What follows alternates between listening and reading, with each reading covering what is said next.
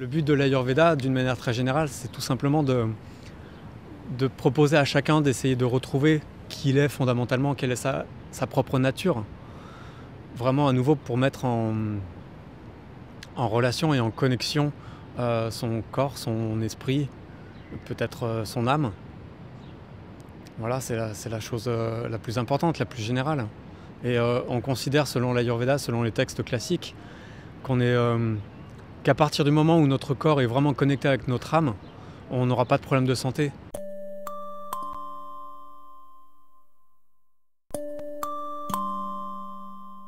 C'est très intéressant cette approche d'Ayurveda entre guillemets occidentale, puisque pour plusieurs raisons. La première chose, c'est que l'Ayurveda c'est universel. Les règles de l'Ayurveda s'appliquent à n'importe quel être, n'importe quelle cellule sur Terre. Donc même si on sait que l'Ayurveda vient de la tradition indienne, elle était un peu empreinte de cette tradition tout au long de son existence. Mais ça n'empêche pas d'appliquer l'Ayurveda avec des principes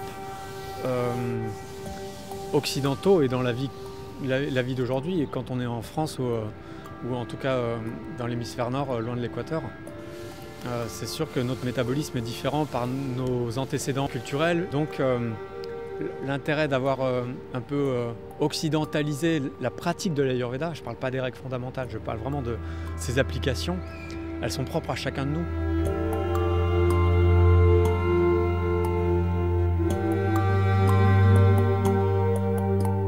Je pense qu'on peut très bien vivre en ville en respectant les lois de la nature. Si notre nature c'est de se coucher à 10 heures et de dormir jusqu'à 6 heures du matin, on peut le faire très bien en ville. Le problème de la ville, c'est peut-être l'agitation, mais on peut tout à fait compenser ça par de la relaxation, par du yoga, de la méditation. Je pense vraiment qu'on peut être complètement en harmonie avec la nature et en l'occurrence sa nature en vivant en ville. Parce que peut-être qu'on aime le monde, peut-être qu'on aime les activités culturelles, et ça, il ne faut pas se priver de ça. Ça, c'est l'Ayurveda. Quand on fait une consultation, on va vraiment aller à la chasse à toutes ces informations. Puisque les doshas, on ne peut pas les voir directement, on peut voir par contre les attributs qui s'expriment. Les doshas s'expriment toujours. Les doshas s'expriment toujours par notre manière d'être. N'importe quel petit problème visible, un bouton, une peau sèche, des lèvres gercées, tout ça, ce sont des doshas qui s'expriment par leurs attributs. Donc pendant une consultation, on va faire une synthèse de tout ça, et grâce à cette synthèse, on va déterminer d'une part quelle est la constitution de la personne, et d'autre part quel est le dosha qui a priori serait déséquilibré. Et là, on va pouvoir faire un diagnostic précis et partir dans des prescriptions qui peuvent être alimentaires, hygiène de vie ou bien sûr des massages. Les massages sont assez populaires en Ayurveda et peuvent faire vraiment des choses surprenantes.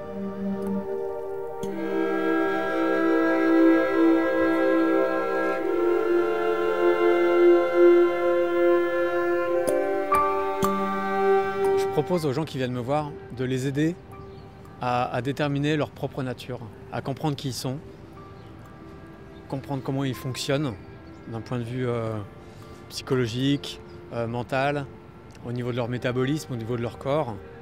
Et je les invite à prendre conscience de justement tout ce que j'appelle attributs qui, moi, me donnent des informations sur les doshas qui s'expriment. Les aider à considérer ça comme des informations d'un mouvement dans leur corps, dans leur métabolisme, par exemple. Et donc, je vais leur proposer de découvrir plus profondément leur corps et d'être attentifs. Je leur propose également de constater quelles sont les causes et les conséquences de ce qui leur arrive.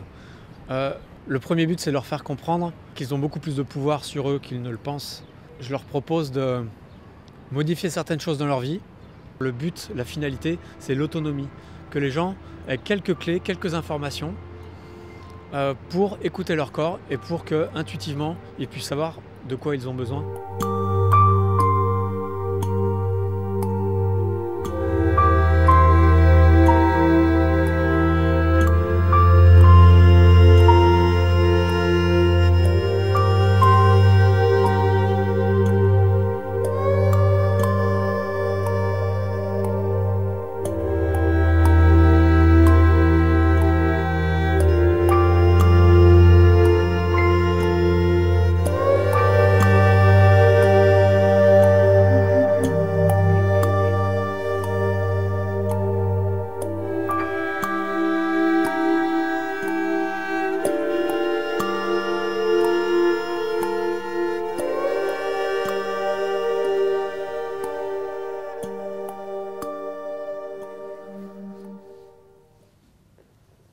En Ayurveda, il existe vraiment de nombreux massages qui sont vraiment spécifiques.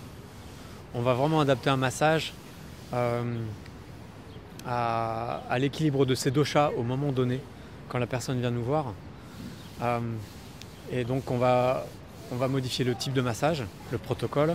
On va jouer, et ça c'est très important, sur l'huile qu'on va utiliser. Parce que des huiles ayurvédiques, il y en a de très très nombreuses sortes. Moi depuis quelques temps, je produis toutes mes huiles de massage, toutes les huiles que j'utilise ont été faites par mes soins.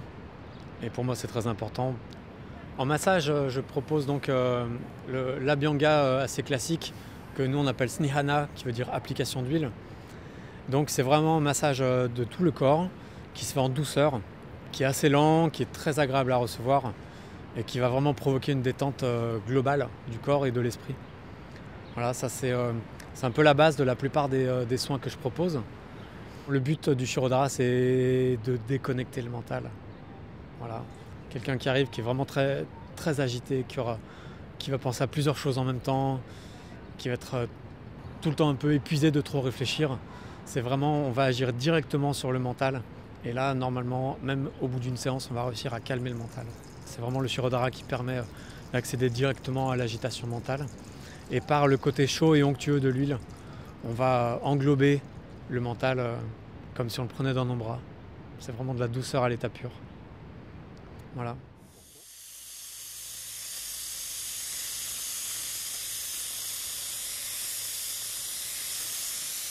Je propose le Nadi Svedana. C'est un soin spécifique aux problèmes d'articulation.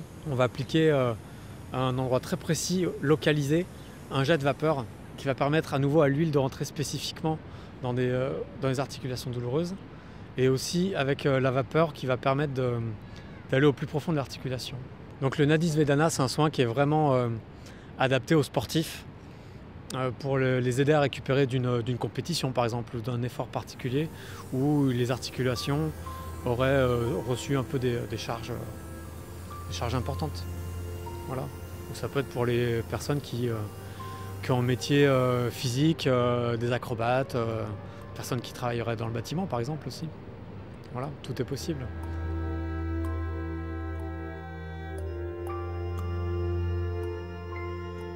Faire ce qu'on veut, être heureux dans notre activité, dans notre entourage, choisir les gens qu'on aime autour de nous, choisir les activités qu'on aime, être à l'aise, être heureux de se lever tous les matins.